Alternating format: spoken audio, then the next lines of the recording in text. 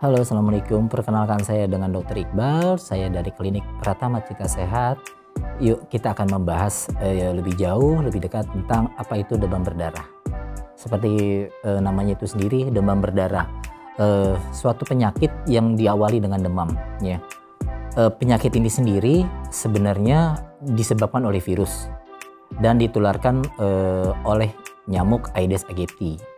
Virus demam berdarah itu sebenarnya sembuh sendiri. Namun sebelum dia sembuh, dia akan melalui fase-fase yang disebut dengan fase kritis. Oke. Nah, demam berdarah itu biasanya diawali dengan demam. Kemudian selain demam, pasien juga akan merasakan nyeri otot, kemudian adanya mual, muntah, kemudian ada pusing.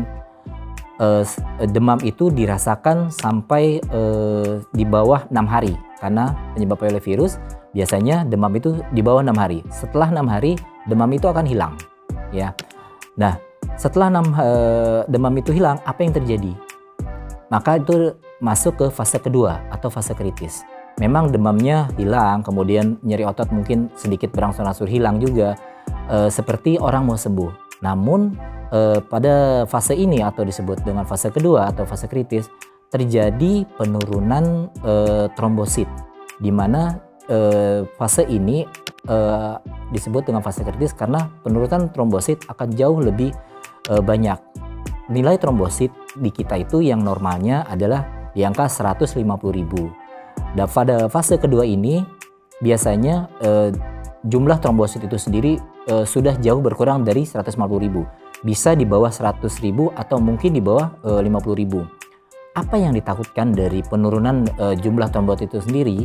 Yang pertama adanya pendarahan. Pendarahan ini bisa berupa adanya gusi berdarah, kemudian adanya BAB berdarah, kemudian adanya pendarahan di bawah kulit. Biasanya ada bintik-bintik merah di bawah kulit seperti itu. Nah, itu sebenarnya ciri-ciri dari adanya suatu pendarahan. Dan itu disebut seperti saya bilang tadi, fase kedua atau fase kritis, itu fase yang perlu perhatian yang lebih jauh, ya. Kemudian bagaimana kalau seandainya ada saudara kita atau tetangga kita atau teman kita yang terkena demam berdarah? Demam berdarah itu sendiri bisa kita lihat itu pada hari keempat, ya. Pada hari keempat dengan pemeriksaan laboratorium, di situ ditunjukkan ada penurunan nilai trombosit di bawah 150.000 atau adanya penurunan nilai jumlah leukosit atau yang disebut sel darah putih di bawah 5.000. Tapi untuk penurunan nilai leukosit itu sendiri tidak selalu turun, ya. Nah, kemudian setelah pasien menderita demam berdarah, disarankan satu, untuk minum air putih lebih banyak dari biasanya. Standarnya kita itu minum 2 liter, itu sudah cukup untuk kehidupan kita sehari selama 24 jam. Itu juga bertujuan untuk menurunkan demam. Jadi buat teman-teman, kalau seseorang ada yang demam, itu disarankan tetap minum obat, kemudian minum air putih. Nah, balik lagi ke demam berdarah. Setelah dia hari keempat memeriksa ke dokter, kemudian dinilai diperiksa hasil labnya dan didapatkan hasil trombositnya menurun, disarankan untuk dirawat. Dan untuk perawatan di rumah, jika seandainya belum mau masuk ke hari keempat itu, disarankan untuk banyak minum air putih, kemudian minum obat penurun panas. Bagaimana perawatan di rumah sakit? Yang pertama yang kita harus lakukan, mengikuti anjuran atau perintah dari dokter atau di rumah sakit setempat. Kemudian kita bisa minum air putih lebih banyak, ya. Apakah mitos yang beredar, apakah minum jus jambu itu bisa meningkatkan trombosit?